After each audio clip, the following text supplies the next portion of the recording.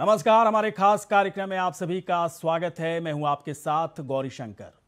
झारखंड की सियासत जैसे बदलती नजर आ रही है, वहां का सियासी समीकरण जैसे बदलता हुआ दिख रहा है, क्योंकि जेपी नड्डा के दौरे के बाद एक बात तो तय हो गई कि बीजेपी पूरी तरह से तो नहीं, लेकिन उसकी आगाज एक तरह से लग रही है कि वो पूरी तरह से चुनावी मोड पर आती दिख रही है। क्या मानकर चला जाए कि आदिवासियों को किस तरह से लुभाना है, जल जंगल जमीन को पूरी तरह से भ्रष्टाचार का शिकार बनाने वाली हेमंत सोरेन सरकार पर कैसे हमले करने हैं, क्या रणनीति बनानी है और किस तरह से चुनावी शंख नाद के जरिए झारखंड की सरकार को हिलाकर रखना है। बीजेपी की शायद यही इस वक्त राजनीति चल रही है, रणनीति चल रही है। लेकिन झारखंड में पूरी तरह से उथल पुथल मचा है। ईडी की कार्रवाई के बाद लगातार एक के बाद एक हमले हो रहे हैं हेमंत सरकार के ऊपर। हेमंत सरकार चारों तरफ से घिरती नजर आ रही है। तो क्या बीजेपी की नई रणनीति को पूरी तरह से सामना करने के लिए तैयार है हेमंत सरकार? ये बड़ा सवाल है। इसी पर आज हम चर्चा करेंगे, बड़ी बहस करेंगे। लेकिन पहले देखते हैं कुछ प्रतिक्रिया। पड़ेगा जिस प्रकार से हमने देखा कि अभूतपूर्व आदिवासी रैली हुआ है, उसे पूरा झारखंड के आदिवासी समाज के लोग उमड़ पड़े थे। अब झारखंड के लोगों ने जिस प्रकार से सरकार के कुकर्म को देखने का काम किया है, आज झारखंड राज्य की जनता करा रही है, झारखंड की धरती रो रही है। झारखंड बिल्कुल ठप पड़ा हुआ है। झारखंड लग रहा है, झारखंड के लोग को लग रहा है कि हम किस मकर जाल में फंस गए। कहें कि झारखंड के जनजातीय समुदाय के बीच अपना जनाधार खो चुकी है भाजपा, और ये बातें उसको पूरी तरह से भली भांति पता है। इसलिए इस प्रकार का राजनीतिक प्रपंच किया उन्होंने जरूर।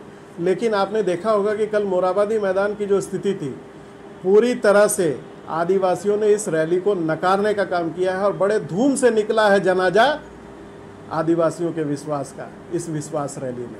ये दिखाई दिया। और जो लोग आए भी थे, और नड्डा जी के भाषण के क्रम में पूरा मैदान जो है वो खाली हो गया था, और पूरे कार्यक्रम में भी आदिवासी भाई बहनों की उपस्थिति से ज्यादा गैर आदिवासियों की उपस्थिति भारतीय जनता पार्टी कराई। तो बीजेपी के राष्ट्रीय अध्यक्ष जेपी नड्डा रांची पहुंचे। रांची पहुंचने के बाद बाकायदा उनकी तरफ से बिरसा मुंडा विश्वास रैली को उनकी तरफ से संबोधन दिया गया। सीधे तौर पर उन्होंने हमले बोले हेमंत सरकार के ऊपर कि किस तरह से भ्रष्टाचार और हेमंत सरकार पूरी तरह से पर्यायवाची हो चुकी है एक दूसरे के लिए। इसके अलावा उन्होंने कहा कि जल जंगल जमीन को किस तरह से लूटा जा रहा है, खनिज संपदा को लूटा जा रहा है। सरकार लूट के खेल में पूरी तरह से फंसी हुई है और सरकार की शह पर ही पूरी तरह से लूट का छूट झारखंड में चल रहा है। लेकिन एक बात तय लगा विश्वास रैली के जरिए कि झारखंड का एक राजनीतिक समीकरण पूरी तरह से बदलता दिख रहा है। इसका फायदा बीजेपी उठाना चाहती है। बीजेपी कैसे उठा पाएगी, क्या चुनावी मोड में आती दिख रही है बीजेपी? इसके अलावा एक बात और जो विपक्ष की तरफ से कहा जा रहा है कि बीजेपी का जनाधार कम होता जा रहा है झारखंड में, इसलिए पहले से उसको डर सताने लगा है कि कैसे अपने जनाधार को बरकरार रखे। और यही वजह है किस तरह की रैलियों पर बीजेपी का ज़्यादा फोकस है। जबकि इस वक्त झारखंड में ईडी की कार्रवाई, तमाम केंद्रीय एजेंसियों की कार्रवाई, साथ ही साथ हेमंत सरकार के अंतर्गत काम करने वाली कई एजेंसियों की तरफ से जो कार्रवाई हो रही है, पूरा उथल पुथल मचा हुआ है, सियासी उथल पुथल मचा हुआ है। और इस बीच भारतीय जनता पार्टी की तरफ से बिरसा मुंडा विश्वास रैली करने का मकसद क्या है, झारखंड में इसके मायने क्या हैं, जेपी नड्डा के दौरे के क्या मायने हैं? क्या वाकई में बीजेपी को ऐसा दिखने लगा है कि झारखंड का राजनीतिक समीकरण बदलता दिख रहा है और सही वक्त पर बीजेपी इसका फायदा उठा सकता है? कई लोग, बीजेपी के कई नेताओं की तरफ से भी ये बात कही गई कि हम लोग 2024 की तैयारियों में लग चुके हैं। साथ ही साथ बीजेपी इस बात पर भी फोकस कर रही है कि झारखंड की सरकार, हेमंत सरकार, चारों तरफ से घिरती दिख रही है, कभी भी सरकार जा सकती है। एक सियासी जो रिक्तता है वो साफ तौर पर झारखंड में दिख रही है और इसके लिए बीजेपी पूरी तरह से तैयार है। लेकिन एक बात और भी यहाँ पर क्लियर कर देना काफ़ी ज़रूरी है कि जेपी नड्डा ने अपने भाषण में क्या कहा। जेपी नड्डा सीधे तौर पर हेमंत सरकार पर उन्होंने हमले बोले। हेमंत सरकार को उन्होंने पूरी तरह से भ्रष्टाचार का पर्यायवाची बता दिया। इसके अलावा उन्होंने कहा कि प्रदेश में किस तरह से खनिज संपदा की खुली छूट पूरी तरह से लूटा जा रहा है, खुली छूट है उसके लिए। इसके अलावा सीधे तौर पर उन्होंने कहा कि जो गठबंधन की सरकार इस वक्त चल रही है, कांग्रेस, आरजेडी और झारखंड मुक्ति मोर्चा की जो सरकार चल रही है, वो जनता की भलाई के लिए नहीं बल्कि जनता को लूटने का काम कर रही है। सीधे तौर पर इस रैली के जरिए आदिवासियों को, आदिवासी जो लोकल स्थानीय लेवल पर जो नेता हैं, कार्यकर्ता हैं, उनके अंदर एक तरह से उन्होंने जोश भरने का काम किया कि बीजेपी को जिताने के बाद ही, बीजेपी की सरकार बनाने के बाद ही झारखंड की प्रगति और उन्नति संभव हो सकती है। और शायद एक मिशन पर बीजेपी इस वक्त दिख रही है, उस मिशन पर कि आने वाले समय में हो सकता है कि झारखंड में अगर कुछ राजनीतिक रिक्तता नजर आती है तो बीजेपी इसका फायदा उठा सकती है। जेपी नड्डा राष्ट्रीय अध्यक्ष बनने के बाद पहली बार वो झारखंड पहुंचे थे। झारखंड के रांची में बाकायदा उनकी रैली हुई। उस रैली में भारी संख्या में आदिवासी वहां पर पहुंचे थे, चूंकि आदिवासियों को ही बाकायदा संबोधित करने का लक्ष्य था। पूरी तरह से फोकस्ड आदिवासियों को लेकर ही जेपी नड्डा की रैली थी और इस रैली के जरिए जेपी नड्डा ने सीधे तौर पर सरकार के ऊपर हमला किया। लेकिन विपक्ष जेपी नड्डा के दौरे को पूरी तरह से फेल बता रहा है। सीधे तौर पर विपक्ष का आरोप है कि आप ध्यान से अगर देखे होंगे, जहां पर रैली हो रही थी वहां पर पूरा मैदान खाली था। जनाधार और जनता के बीच का जो विश्वास है बीजेपी की तरफ से, उसमें भारी कमी है और सरकार को चारों तरफ से घेरने की कोशिश हो रही है, लेकिन बीजेपी उसमें कामयाब कभी भी नहीं हो सकती है। इस वक्त दो मेहमान हमारे साथ जुड़ चुके हैं। ईश्वर आनंद हमारे साथ हैं, कांग्रेस के नेता प्रवक्ता। ईश्वर आनंद जी, बहुत बहुत आपका स्वागत है। ओंकार नाथ जायसवाल जी इस वक्त हमारे साथ हैं, झारखंड मुक्ति मोर्चा के नेता। ओंकार जी, आपका स्वागत है। ओंकार जी, एक बात बताएं, रैली को आप लोग वैसे ही नॉर्मल देख रहे हैं या फिर कुछ मकसद है? बीजेपी कुछ राजनीतिक रिक्तता उसको झारखंड के अंदर नजर आ रही है, इसलिए पहले से तैयारी वो शुरू कर दी है? देखिए, ये बिरसा मुंडा विश्वास रैली नहीं था, ये बिरसा मुंडा विश्वास रैली था। और इससे और भी लोगों को, तमाम यहाँ के लोग, आदिवासी, मूलवासी, अकलियत के लोग, दलित, पिछड़ा वर्ग, तमाम लोग जो हैं, सबको धोखा हुआ।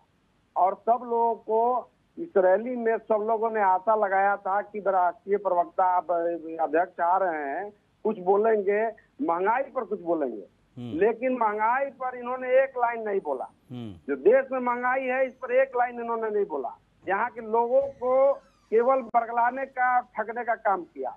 और दूसरी बात है कि इस रैली में जो लोग उपस्थित हुए, शामिल हुए, वह भारतीय जनता पार्टी के निजी तौर पे जो कार्यकर्ता थे वही लोग शामिल हुए। बाकी लोगों ने नकार दिया।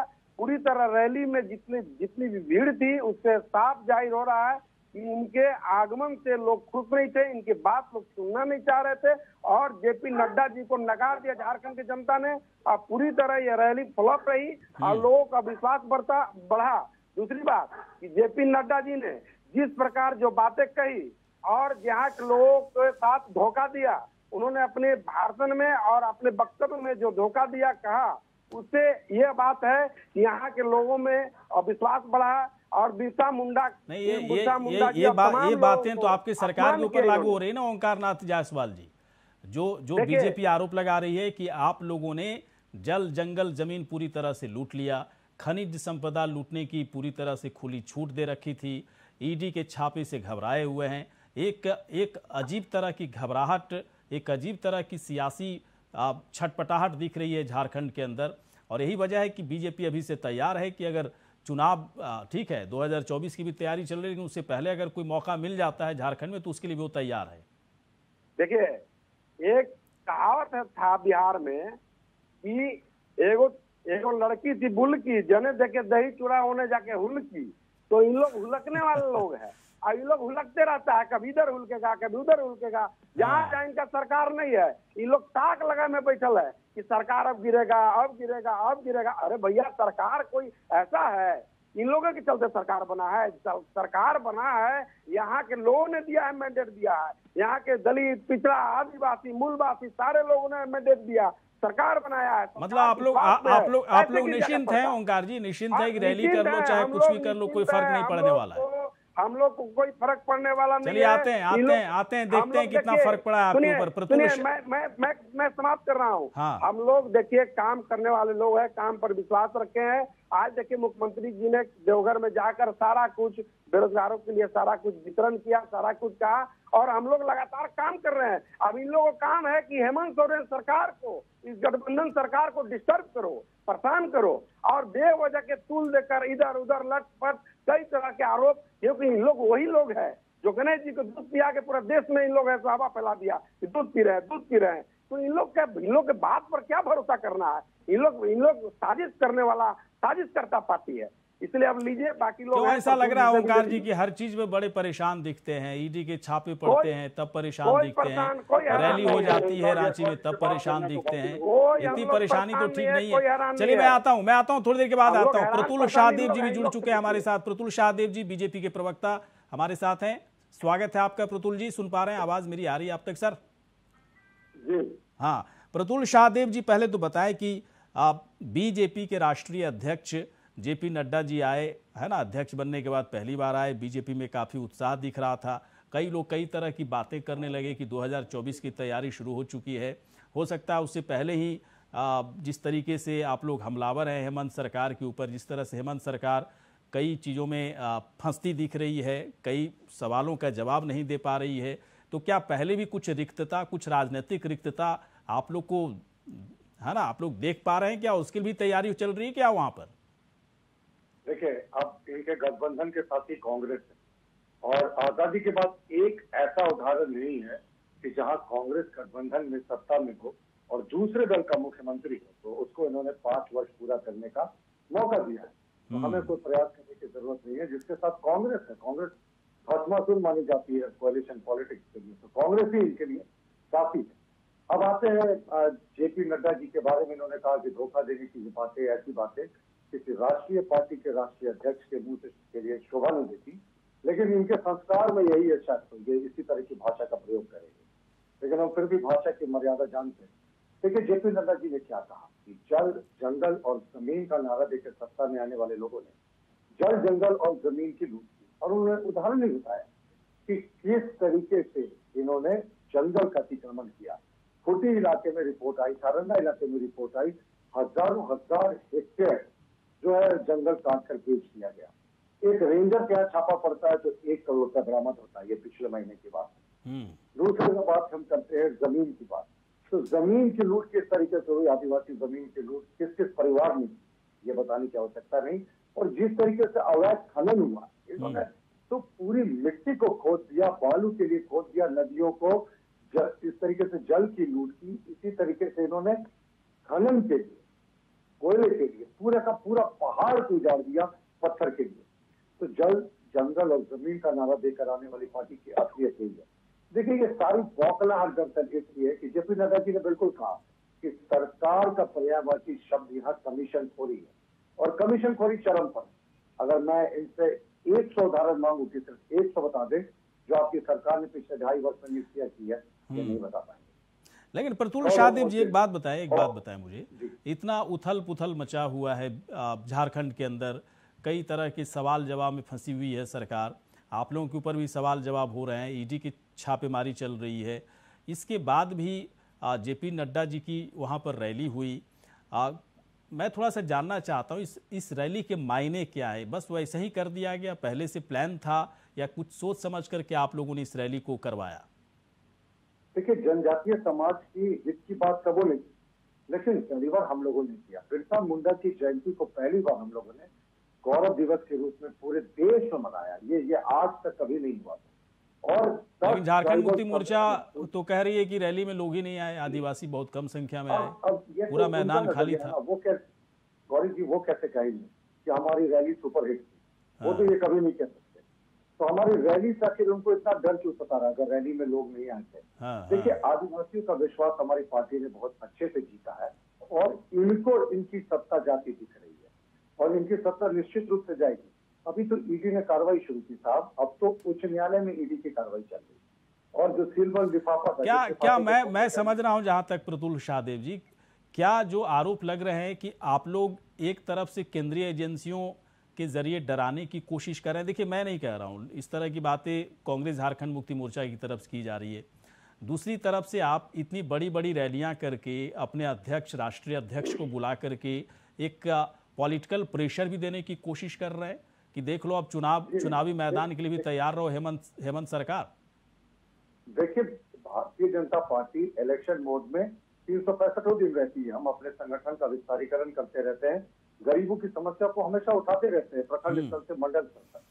लेकिन सबसे बड़ी बात है कि जब हमारे 5 मंत्रियों पर इस सरकार ने एसीपी जांच का आदेश दिया, तो हमने स्वागत किया कि किसी भी जांच से हमें परहेज नहीं है साहब। लेकिन जांच की टाइमिंग पर हमने जरूर प्रश्न किया कि जब माननीय मुख्यमंत्री माइनिंग लीड के मामले में उच्च न्यायालय में फंसे हैं, इलेक्शन कमीशन में फंसे हैं, तो उस समय 2.5 वर्ष क्यों लगा दिए उन्होंने जांच के आदेश का। बहरहाल मैं आपके चैनल में फिर से रिपीट कर रहा हूँ, किसी भी जांच का स्वागत है, लेकिन क्या माननीय मुख्यमंत्री जी अपने और अपने परिजनों के ऊपर भी जो संपत्ति अर्जित की गई है उसके भी सीबीआई जांच की अनुशंसा करेंगे? जब हम स्वागत कर रहे हैं साहब, तो आपको परहेज क्यों? आपने देखिए, एक दागीदार चलिए ठीक है, चलिए मैं समझ गया कि आप लोग अपने तरीके से चल रहे हैं, बाकी झारखंड मुक्ति मोर्चा को जो समझना है समझ ले। लेकिन मुझे एक लंजे बात समाप्त करनी थी। जी मैंने कहा कि जब हमें परहेज नहीं है तो माननीय मुख्यमंत्री जी क्यों आ जाते हैं? एक दागीदार अफसर की ईडी की कार्रवाई होती है और ये कहते हैं ईडी को हम समय पे जवाब देंगे, ईडी की गिदड़ भक्ति से नहीं डरेंगे। कहाँ माननीय मुख्यमंत्री थे इस कार्रवाई में? क्या उन्हें कुछ ऐसा पता है जो हमें नहीं पता? चलिए ठीक है, अब पता नहीं अब क्या किसको कितना पता है, नहीं मुझे पता, मुझे अगर पता होता तो मैं तो कह देता। लेकिन एक बात तो तय है कि जिस तरह से आप लोग काफ़ी एक्टिव मोड में दिख रहे हो, अब ये चुनावी, जैसा कि आपने खुद कहा कि 365 दिन हम लोग चुनावी मोड में होते हैं, तो अगर हैं तो हैं, लेकिन एक किस तरह का एक राजनीतिक दबाव है, मैं भी इसको समझने की कोशिश कर रहा हूँ। ईश्वर आनंद जी इस वक्त हमारे साथ हैं, कांग्रेस के प्रवक्ता। ईश्वर आनंद जी, देखिए इतना बड़ा आरोप लग गया आपके ऊपर कि आप लोग भस्मासुर की राजनीति करते हैं, जिस गठबंधन के साथ रहते हैं उसे 5 साल पूरा होने नहीं देते। तब तो बीजेपी उस हिसाब से उसकी तैयारी ठीक लग रही है, उसे लग रहा है कि अब समय आ गया है कि आप लोग हेमंत सरकार है ना, हेमंत सरकार को परेशान करने वाले हो, 5 साल से पहले गिरा ही दोगे, तो फिर बीजेपी अभी तैयारी करे तो क्या दिक्कत है ना, रैली करने दीजिए, आप लोग क्यों परेशानी होगी इससे? हाँ, पहली बात कि ये जो आरोप लग रहे हैं कि कांग्रेस सरकार गिरा देगी, ये आरोप बिल्कुल क्या बोले, मतलब हंसी आ रही है आरोप लगाने पे। लेकिन रिकॉर्ड ऐसा ही रहा ईश्वर आनंद जी, वो जो तथ्य है गठबंधन के साथ कांग्रेस हमेशा लास्ट टाइम में हाथ खींच लेती है। एक उदाहरण कि अपने सहयोगी दल के मुख्यमंत्री को टर्म पूरा करने दिया आजादी के बाद, मैं चुप हो जाऊंगा, मैं माफी मांग लूंगा। मैं अच्छा, बोलने दीजिए ईश्वर आनंद जी को, बोलने दीजिए, बोलने अपने तरीके से बोलिए ईश्वर जी। हाँ, पहला आप कह रहे हैं कि सहयोगी दल के साथ हम सहयोग नहीं करते हैं, आपका ये आरोप है। मुख्यमंत्री को टर्म पूरा करने दिया, उसका उदाहरण मांग रहा हूँ। पीछे का तो पता नहीं आप कितना स्टडी करके आए हैं, लेकिन मैं अभी दावे के साथ कह सकता हूँ, बताएगा। मैं अभी मेरी बात खत्म करने दी जाए प्लीज। आजादी के बाद पहली बात है कि आजादी इतिहास में मत जाए, इतिहास पूरा करने के बाद अगर मुझे बोले, देखिए अगर आप हल्ला करेंगे मैं आप जब बोल रहे थे मैं बिल्कुल। अच्छा एक मिनट एक मिनट बोलने दीजिए उनको अपनी बात रखने दीजिए एक बार, इसके बाद काउंटर कीजिएगा, बोलने दीजिए मेरी बात तो रखने दीजिए। ईश्वर आनंद जी बोलिए। हाँ, सबसे बड़ी बात है कि सबसे बड़ी बात है कि आजादी के बाद आप ही मुझे बता दीजिए, मेरा 2 सवाल है, उसका आप जवाब देंगे, ठीक है? आजादी के बाद आप सवाल नहीं करें, मैं दे रहा हूँ। आजादी के बाद मुझे तो इसका ध्यान नहीं है कि मैं कब को हम चलिए हटाइए, चलिए मैं जो पूछ रहा हूँ उसका जवाब दीजिए। क्या आप लोग क्या हेमंत सरकार के लिए कुछ मुसीबत खड़ी कर रहे हैं? जो जानकारी अंदर कई पार्टियों तक पहुंच चुकी है और इसीलिए बीजेपी अपना एक चुनावी मोड जो कह भी रही है कि हम 365 दिन रहते हैं उस पर तैयारी शुरू कर दी है। महागठबंधन की सरकार पूरे 5 साल पूरे शान बान के साथ, आन बान और शान के साथ पूरे करेंगे। नंबर 1। नंबर 2, जो आदिवासियों के हितैषी होने की बात कर रहे थे, हम लोगों ने सरना धर्म कोड का मांग किया, यहाँ के जनजातीय समुदाय ने मांग किया। अभी आदरणीय अर्जुन मुंडा जी जनजातीय मामलों के मंत्री हैं केंद्र में। अगर इतने ही ये हितैषी हैं मुझे पूरा कर दिया जाए। अगर ये इतने ही हितैषी है तो वो हमारी मांग और यहाँ के जनजातीय समुदाय की मांग को क्यों नहीं पूरा कर देते हैं, नंबर 1। नंबर 2 कि अगर आप इतने ही आदिवासियों के हितैषी है, जल जंगल जमीन उनका आप रक्षा करना चाहते हैं, तो 28 में से 26 सीट आप क्यों हार जाते हैं। नंबर 3, आपके 12 सांसद हैं, अभी उन्होंने आदिवासियों के कितने मामले उठाए, अभी बात मुद्दा आदिवासियों की है, सरकार की है। Number 4 let me finish. Pratul भैया आप बड़े भाई हैं, मुझे बोलने दिया जाए, आप बहुत अनुभवी हैं। भाई साहब यहाँ देखिए, हमारे लिए सब प्रवक्ता हैं, भाई भतीजावाद नहीं चलेगा। ईश्वर आनंद जी बात पूरी कीजिए आप। मैंने 4 सवाल किए, विपक्ष के नेता का दर्जा मिला। हुजूर मैंने 4 सवाल के, दूसरा ये पता नहीं कहां से आपके दिमाग में आ गया कि हम लोग गठबंधन सरकार गिरा देना चाहते हैं। परेशान तो नहीं कर रहे हैं आप लोग ना, गिरा देना चाहते, परेशान तो कर ही रहे हैं। मांगा कि आपने आजादी के बाद किसी भी मतलब कांग्रेस पार्टी के बारे में तो हमेशा खबर आती रहती है कि कुछ नाराजगी चल रही है, वो विधायक नाराज है, कोई विधायक खबर आना और उसको कैसे पुष्टि करेंगे आप, खबर की पुष्टि कैसे करेंगे। अच्छा चलिए, मैं पता नहीं, मुझे इस बात पर थोड़ा सा और भी भरोसा करने की जरूरत पड़ेगी। ओंकार जी से बात कर ले शायद। मतलब मुझे नहीं लग रहा। ओंकार जी बताइए, ओंकार जी क्या कांग्रेस से पूरा सहयोग आप लोगों को मिलता है क्या? जवाब देना चाहूंगा। इन्होंने कहा कि सरना का हम लोगों ने क्यों नहीं समर्थन किया, इनको विधानसभा देखना चाहिए। भारतीय जनता पार्टी ने सरना धर्म का समर्थन किया था, हमारा अभी क्यों नहीं है, अभी क्यों नहीं कर देते? केंद्र में आपकी सरकार अभी क्यों नहीं कर देते हैं?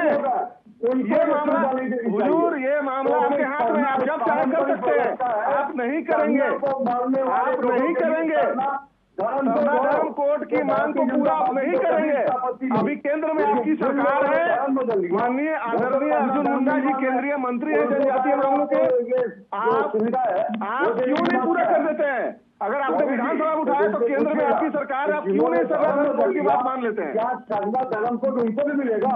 क्योंकि सरना से धर्म पॉलिटी है, अब जो धर्म बदल कर क्रिश्चियन हो। नहीं, आप बात को प्रतुल जी आप बात को घुमा रहे हैं। आदिवासियों का डिमांड है, ये जनजातीय समुदाय की मांग है, ये जनजातीय समुदाय की मांग है ये।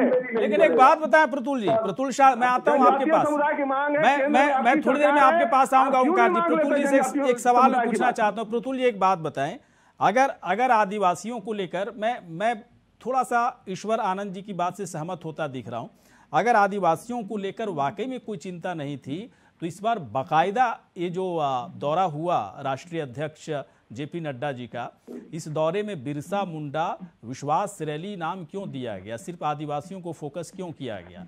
इसका मतलब ये लगता है ना कि कहीं ना कहीं यहाँ पर कुछ है, थोड़ा सा डर है जी बोलिए। ये कंफ्यूज नहीं करेंगे, सिर्फ झारखंड का समाधान था। पूरे देश के ट्राइबल प्रतिनिधि इसमें आए थे। भगवान बिरसा मुंडा सबके लिए आराध्य है, उन्हीं के अनुयायी और सबको, और उन्हीं को आराध्य माना जाता है। लेकिन मैं अभी भी जानना चाहता हूँ कि सरना धर्म कोड का तो हमने विधानसभा में समर्थन किया था, हमारी सिर्फ एक ही मांग। तो केंद्र में आप क्यों नहीं मान लेते हैं? केंद्र में क्यों नहीं मान लेते? चलिए वो अलग मसला है, अलग मसला, उस पर हम लोग कई बार डिबेट कर चुके हैं। चलिए एक मिनट सर, एक मिनट, थोड़ा समय कम है। ओंकार जी से एक सवाल मैं पूछना चाहूंगा। ओंकार जी एक बात बताएं, कांग्रेस का सहयोग देखिए, कई बार कई खबरें आ रही हैं कि कांग्रेस सहयोग नहीं मिल रहा है, कांग्रेस से कई विधायक नाराज हैं। क्या वाकई में सहयोग मिल रहा है आप लोग को, या फिर आप लोगों को लग रहा है कि राजनीतिक रिक्तता अगर आएगी झारखंड में तो कांग्रेस की वजह से आएगी? देखिए यही और लोग आज बोल रहे हैं, यही एक धर्म है, दूसरे धर्म में चलेगा। एक मिनट प्रतुल शाहदेव जी, एक मिनट, ओंकार जी की बात सुन रहे। आप क्यों नहीं मान लेते सरना धर्म कोड का अलग कॉलम आप क्यों नहीं दे देते हैं? आपकी सरकार है, आपकी सरकार आप कर सकते हैं। और देखिए कांग्रेस के बड़े नेता थे कार्तिक देखिए, जब हम हमारी महागठबंधन की सरकार में विधानसभा में इसको पारित करके बकायदा के विचारों से नहीं चलते। एक मिनट ईश्वर आनंद जी थोड़ा सा रुकिएगा। भाई साहब प्रतुल शाहदेव जी थोड़ा सा आप भी रुकिए, ऐसे पता नहीं चलता ना कौन क्या बोल रहा है। ओंकार जी बात रखिए। जिस बाबूलाल के सारे विधायक को इन लोगों ने, अरे बाबूलाल की छोड़िए, सरकार धर्म को से हटाइएगा, क्या नहीं कहा, जो धर्मांतरित आदिवासी उनको हटाइएगा या खाली आप उंगली डाल के दिखाते रहिएगा। पहले आप कोड तो दीजिए, कॉलम तो दीजिए। इनके शासन काल में प्रतुल सहदेव जी, आप कॉलम तो दिया जाए कि ये रेफरेंस कॉलम तो दिया जाए। चलिए ठीक है ओंकार जी, आपकी आवाज नहीं आ रही, आपकी क्लियर आवाज नहीं आ रही ओंकार जी, मैं थोड़ी देर के बाद आऊंगा। प्रतुल शाहदेव जी, देखिए सरना के मसले पर देखिए एक बड़ी बहस हो सकती है। सरना में मामला है फंसा हुआ कि अगर आप लोग विधानसभा में इसको समर्थन करते हैं तो केंद्र सरकार की तरफ से इस पर है ना पूरी क्लैरिटी क्यों नहीं दिखती है। ईश्वर आनंद की तरफ जो सवाल है उस पर मैं क्लैरिटी बाद में लूंगा। मुझे थोड़ा सा एक चीज जानना है आपसे, क्या वाकई में झारखंड में इस वक्त राजनीतिक संकट आपको दिख रहा है क्या? देखिए, राजनीति के लिए झारखंड के अस्तित्व का संकट है। झारखंड के कोयला बालू सबको बेच दिया। इस झारखंड मुक्ति मोर्चा की सरकार ने धरती आकाश नभ सब बेच दिया। यहाँ पर कोसी का रैकेट है, यहाँ इंडस्ट्री के रूप में गौरी जी ईडी की जांच शुरू होती है, बहुत तेज हो जाती है। उसके बाद माननीय मुख्यमंत्री का बयान आता है कि वो इसी जगह पे, उसके बाद जांच का डायरेक्शन चेंज हो जाता है। चले सर ठीक है, समय खत्म हो गया। आप तीनों यहाँ पर आए, बहुत बहुत शुक्रिया, बहुत बहुत धन्यवाद। इसी के साथ हमारे इस खास कार्यक्रम में इतना ही। नमस्कार।